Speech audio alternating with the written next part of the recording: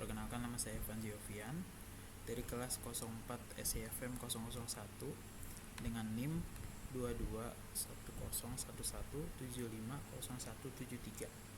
Di sini saya akan menjelaskan proses bisnis dalam pengembangan web. Dalam hari ini ada agendanya, yaitu satu, proses bisnis dalam pengembangan web. Yang kedua, identifikasi kebutuhan. Yang ketiga, perencanaan. Yang keempat, desain. Yang kelima, pengembangan. Yang keenam, pengujiannya. Yang ketujuh, peluncuran. Yang kedelapan, kesimpulan. Dan yang terakhir, kesimpulan. Proses bisnis dalam pengembangan web yang merupakan proses yang melibatkan berbagai langkah yang terstruktur untuk menciptakan sebuah situs web yang efektif dan sesuai dengan kebutuhan pengguna maupun bisnis. Proses ini melibatkan tim multidisiplin seperti desainer, pengembang, manajer proyek, dan pemilik bisnis. Setiap tahap memiliki peran penting dalam memastikan bahwa situs web tidak hanya berfungsi dengan baik, tetapi juga mencapai tujuan strategis perusahaan.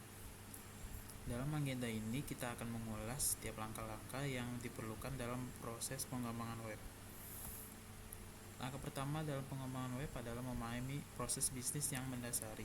Misalnya, jika Anda memiliki bisnis pakaian dan ingin membuat situs web, langkah ini mencakup analisis menyeluruh tentang bagaimana bisnis Anda berjalan, siapa pelanggan target Anda, dan apa yang ingin Anda capai melalui kehadiran online.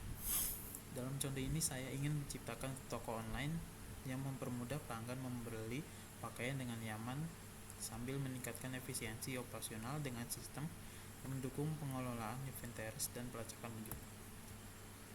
Lalu, identifikasi kebutuhan. Pada tahap ini perlu mengidentifikasi kebutuhan pengguna dan kebutuhan bisnis secara mendalam. Sebagai contoh, dari sisi pengguna, kebutuhan mereka meliputi navigasi yang mudah di situs web, deskripsi produk yang jelas, dan pengalaman checkout yang lancar.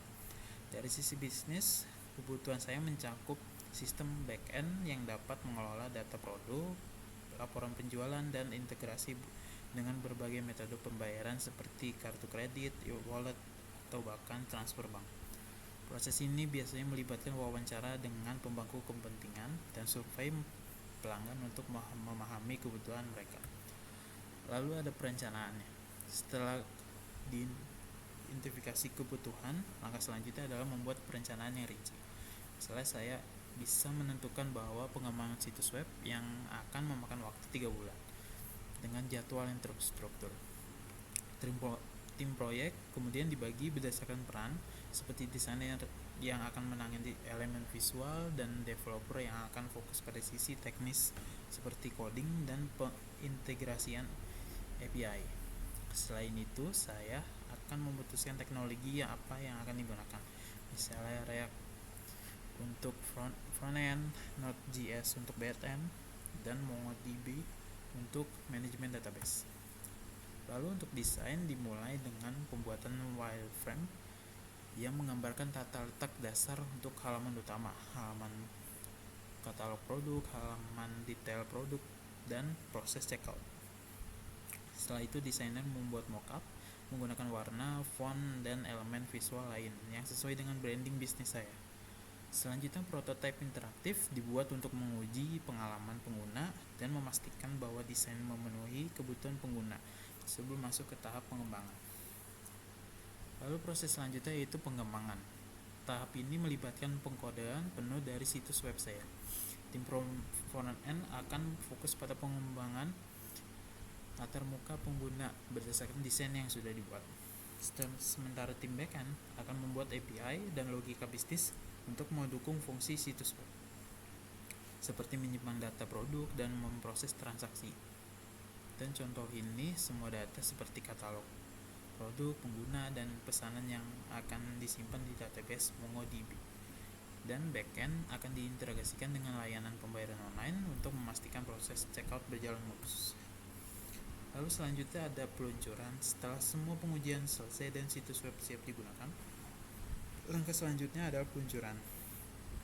Misalnya, saya akan menyiapkan hosting di platform seperti AWS atau Google Cloud dan menghubungkan domain bisnis saya seperti www.my mypakaian.com.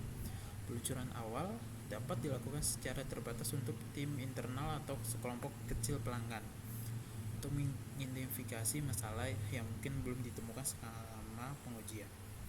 Lalu setelah semua siap, akan dilakukan peluncuran kepada publik. Lalu untuk pemeliharaannya, langkah penting untuk memastikan situs web saya tetap relevan dan berfungsi baik. Contohnya, tim saya perlu secara berkala memperbarui katalog produk dengan koleksi baru, menangani laporan bug yang dilaporkan oleh pengguna, dan mengoptimalkan kinerja situs berdasarkan analitik. Serta pemeliharaan yang baik akan memastikan pengalaman pengguna tetap positif, yang pada akhirnya akan meningkatkan loyalitas pelanggan. Dan kesimpulan untuk materi hari ini yaitu, dengan mengikuti proses pengembangan web yang sistematis, bisnis dapat meluncurkan sebuah sistem web yang tidak hanya menarik secara visual tetapi juga fungsional dan efisien. Sebagai contoh, sebuah situs web toko pakaian berhasil dirancang dan dioptimalkan dengan baik dapat meningkatkan penjualan online hingga 30% dalam 3 bulan pertama, sekaligus memperkuat citra merek di mata pelanggan. Sekian dari saya, terima kasih.